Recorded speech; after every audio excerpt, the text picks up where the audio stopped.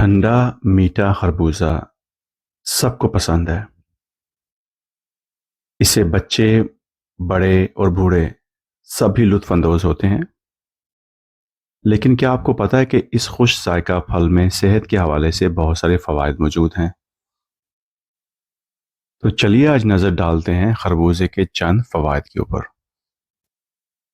خربوزے میں موجود پانی کی وافر مقدار ٹھنڈک کا احساس دیتی ہے اور پیاس کی شدت میں کمی لاتی ہے۔ یہی وجہ ہے کہ اسے سینے کی جلن دور کرنے اور گردوں کی قدرتی طور پر صفائی کے لیے بھی مفید مانا جاتا ہے۔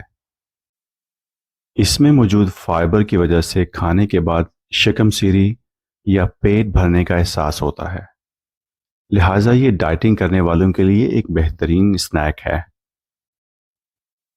اور اس میں موجود رسیلا میٹھا ذائقہ ہائی کیلوریز والے اسنیکس اور ڈیزرٹس کا ایک بہترین متبادل ہے۔ خربوزے کی غذائی افادیت بھی بے شمار ہیں۔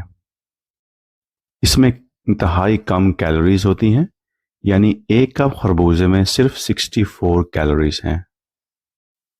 یہ وائٹامنز اور منرل سے بھرپور ہوتا ہے اور چکنائی اس میں تقریباً نہ ہونے کے برابر ہوتی ہے۔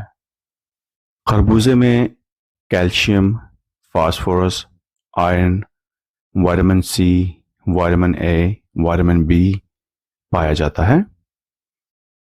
شمار گو کے سستے اور عام پھلوں میں ہوتا ہے، لیکن افادیت کے لحاظ سے یہ پھل بے مثال ہے کیونکہ اس میں پوٹاشیم کی کافی مقدار پائی جاتی ہے، لہٰذا یہ بلڈ پریشر کنٹرول کرنے اور دل کی دھڑکن کو اعتدال میں لانے کے لیے بے حد معاون ہے۔